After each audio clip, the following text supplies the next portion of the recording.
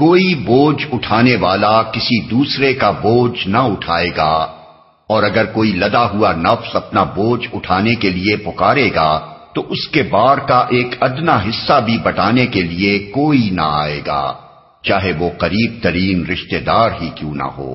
اے نبی، تم صرف انہی لوگوں کو متنبع کر سکتے ہو جو بے دیکھے اپنے رب سے ڈرتے ہیں اور نماز قائم کرتے ہیں۔ جو شخص بھی پاکیزگی اختیار کرتا ہے اپنی ہی بھلائی کے لیے کرتا ہے، اور پلٹنا سب کو اللہ ہی کی طرف ہے۔ دوسرے کا بوجھ نہ اٹھائے گا۔ بوجھ سے مراد اعمال کی ذمہ داریوں کا بوجھ ہے۔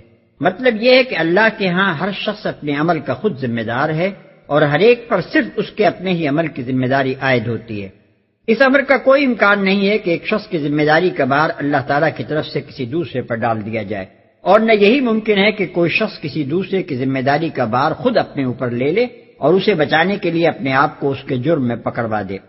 یہ بات یہاں اس بنا پر فرمائی جا رہی ہے کہ مکہ معظمہ میں جو لوگ اسلام قبول کر رہے تھے ان سے ان کے مشرک رشتہ دار اور برادری کے لوگ کہتے تھے، تم ہمارے کہنے سے اس نئے دین کو چھوڑ دو اور دین آبائی پر قائم رہو، عذاب ثواب ہماری گردن پر۔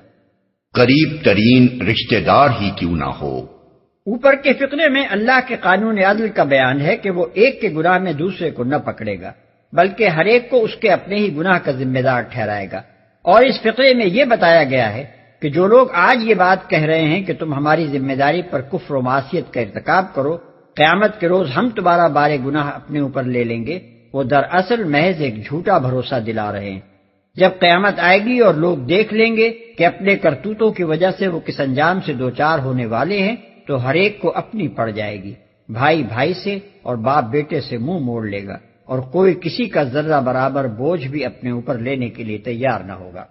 نماز قائم کرتے ہیں۔ بالفاظ دیگر ہٹ دھرم اور ہیکر لوگوں پر تمہاری تنبیہات کارگر نہیں ہو سکتی۔